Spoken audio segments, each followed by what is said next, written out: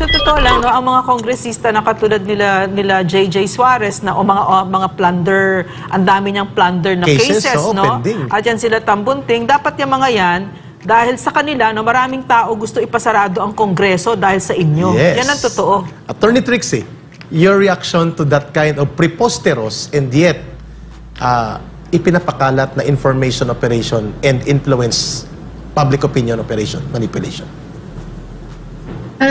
Meron nang natalo sa election on exactly this kind of governance. Diba? Kaya nanalo si Duterte. Diba? Madadaan nyo sa PR to. Seryoso. Diba? Be honest, wala nila, pera-pera lang ang Pilipino. Diba? Hindi ganon ang Pilipino. At ang mga Pilipino ay kaya palang i-manipulate ng foreign nation. Ang alam ko, tayo sinasako pero lumalaban tayo, Attorney Trixie. Ang tawag pa sa ato na ang mga bagong makapili kapag critical tayo sa war policy ng gobyerno ni Bongbong Marcos, mga bagong makapili.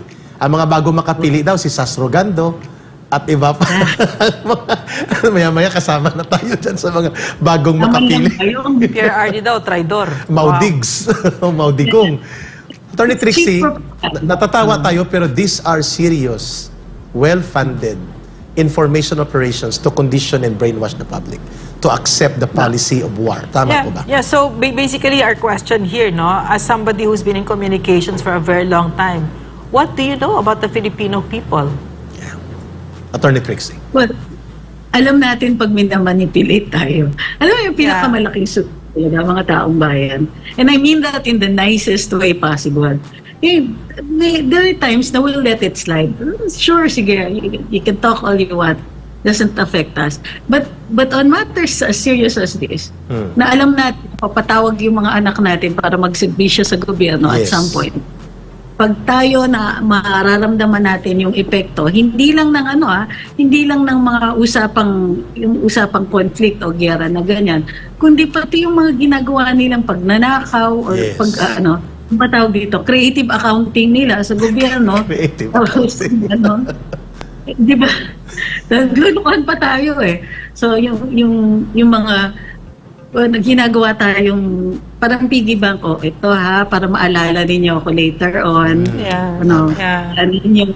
May plebisito, baka para hindi nyo kami makalimutan, kami po yung nagbibigay ng mga hindi nila alam na, sige, at some point, tatanggapin na lang yung pera nila para they're in for a shocker.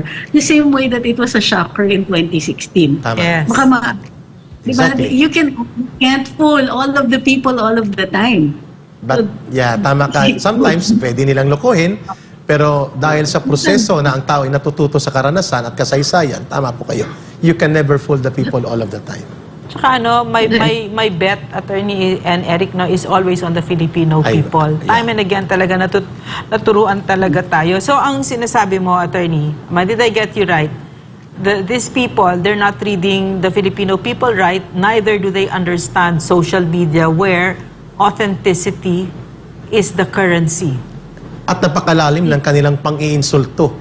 At napakababa ng kaalaman ng taong bayan na hindi siya natututo sa kanyang mga karanasan. Grabing insulto. Tama po ba, Attorney Trixie? Nakaka-insulto. Parang ina-assume nila na kaya nila tayong bilhin with 500 billion na ayuda. Actually, simple lang ang needs ng Pilipino. Yes. We want to be with our families. Primary yan talaga. Yes. Diba kaya may jeepney. Gusto natin kasama natin ang pamilya natin everywhere. Tama. So, magkakasama ang pamilya at saka yung basic na things work. Yun lang, basic lang. Di nga tayo humihingi ng malalaking bagay. Okay na tayo, tinitiis natin ang traffic. Marami tayong kayang tiisin. Pero yung ginagawa tayong tanga, yun, napansin ko, nobody likes that. And people will start to realize their power kapag ginaganon mo siya na tinatrato siyang parang alipin sa pera, alipin sa kalokohang propaganda, at walang sariling mabuting pag-iisip na kayang abutin ang pagmulat niya sa kanyang mga nararanasan. Ang napansin ko dito ito mga politikong ito na nang bubudbud lang ng pera sa taong bayan, na napakatagal na nila sa politika, Kasi hindi sila marunong magsilbi sa taong bayan. At Yes. yan lang ang alam nila. Bili ng boto. Yan lang, bili ng boto, bayad ng bayad. Walang respeto sa Pilipino. Kasi ang trato nila sa public office ay titulo. Yeah, at saka hindi serbisyo. at saka mababa ang tingin sa mahihirap. Correct. Sobrang baba ang Kaya tingin. elitist. Ang sabi nga nila, Attorney Trixie, don't get offended kasi wala ka naman doon at hindi mo rin alam na mangyayari ito sa kanya.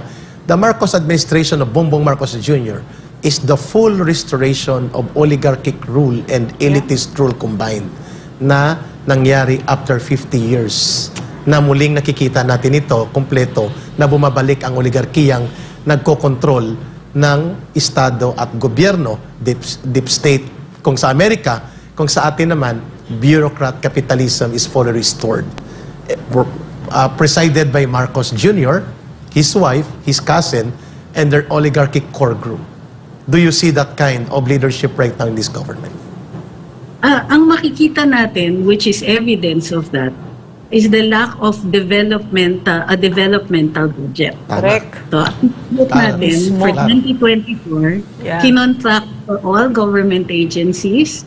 Wala silang pwedeng yung isulong na proyekto that they think will uplift the people. Correct. Instead, hit ang mga budget at lumaki ang ayuda. So, alam natin na walang productivity pag ayuda. Correct. Kasi Charity they work yan. supposed to just guide you over, di ba? Yung, ay, wala kang trabaho. O, bigyan kita para for 6 months buhay ka. But it's not enough for, hindi ka yayaman. Yeah. Walang yayaman sa ayuda. In fact, baka lalong maghirap kasi handout mentality yan. Yes. So at some point, the idea here is to keep us poor and dependent. Magiging dependent sa mga handouts na ito. And wala pong matitira na pwedeng mag-challenge dun sa oligarkiya. Tama. So walang yayaman, walang lalakas, walang makakaibang punto de vista. Yes. Sila lang, homogeneous lang, tapos sila yung nasa taas at tayo yung nagtatrabaho Correct. para sa kanila. Monopolyo ng kapangyarihan. Attorney Trixie, last part na po ng ating talakayan muna. At hindi naman itong panghuling makakasama ka namin sa Pilipinas nating mahal kasi palagi nating mamahalin ang bansang ito. Attorney Trixie, nakakatuwa lang. We are treating China as an enemy. Tayo US na US ang ating mga leaders. Pero China is the only country recognized by World Bank and the world to be able to take out of poverty 800 millions of their people in 40 years. Nobody, no country was able to do that. Even 120 million Chinese in absolute abject poverty were taken out of poverty in 12 years program of Chinese development design. I am not pro-China. Hindi na po ako komunista, Attorney Trixie, ayaw ko na ng komunismo. But the government that led China, be komunista yung kanyang paniniwala, they were able to prove that taking out people of poverty, 800 millions, close to 1 billion, in 40 years program of development. That's what the enemy were taking on China. Attorney Trixie, your final message. That is true. They were able to eradicate what is called absolute poverty. Absolute Ito yung talagang dukhang-dukha, pinakadukha dun sa sa kanilang lipunan. And in fact, yung under the Duterte administration, we were patterning that. Yes. Kasi ito yun, that was one of the top sa agenda ni former President Duterte. Correct. Was to address the issue of poverty. Malaki yung dapat matanggal. Kung kaya't magkaroon ng free tertiary education, binuhos ang pera sa health, nagka-Universal Healthcare Act, and all of these laws na sinulong niya, naging priority laws, Tama. we're targeting this. Yung para yung mga mahihirap, kaya may universal healthcare, hindi sila condemned to poverty for another generation. Kasi isa lang magkasakit sa pamilya mo, it sets you back. Magkakanda utang-utang ka, yung mga nagtatrabaho, all of their money goes into that, you cannot save. Yung mga nag-aaral, mapapatigil mag-aral kasi kailangan tumulong sa pamilya and so on. You condemn a family to poverty pag hindi mo in-address ang healthcare. Tapos yung free tertiary education means na at least doon sa portion na yun, yung makapagtapos ang isa doon sa very impoverished families, ang laking tulong na sa pagka-angkop ng pamilya na yon. Yes. So marami. Plus, yung build, they were supposed to make things easier so we could move easier. Mas mura yung transportasyon, mas mura yung paggagalaw. Again, this directly affects the poorest of the poor in their own home budget. Yung market basket nila, mas masasagip yung pamilya, masasagot yung mga other basic needs. Including So barangay development projects to the far-flung Correct. areas. Tama. Yes. Yun ang tapos, yung NTFL pa, remember? Correct. Diba, yung mag-allocate ka dun sa mga barangays to Yes. clear and bring the basic services Agree. to the countryside. Kasi sa countryside, yung absolute poverty, karamihan ng mga mamamayan natin na dukhang-dukha talaga ay nandyan sa probinsya. Tama. And so, dadalhin natin yung mga hindi umaabot normally na serbisyo ng gobyerno, dadalhin mo doon sa mga barangay na nang sa gayon, hindi sila nare-recruit. Hindi na nalululong yung pamilya sa kahirapan dahil ang isa na namang productive member of their family takes off for the hills. Tama. So, nakita nyo na in fact, sinasabi ni the drug war was also another means of targeting absolute poverty. Kasi kaya nanghihikayat ang mga mahihirap sa droga dahil walang economic opportunities otherwise. Exactly. Hindi sila papasok sa krimen kung may available naman na economic opportunities na legal. So, crime is an indication of the desperation of the poor. Yes. So, hindi po natin nakikita yung ganyang trajectory dito. Ang maliwanag, ewan ko kung failing lang ng communications or talagang walang nangyayari, ang nakikita natin, charter change, term extension, conflict sa West Philippine Sea. Lahat ito hindi developmental.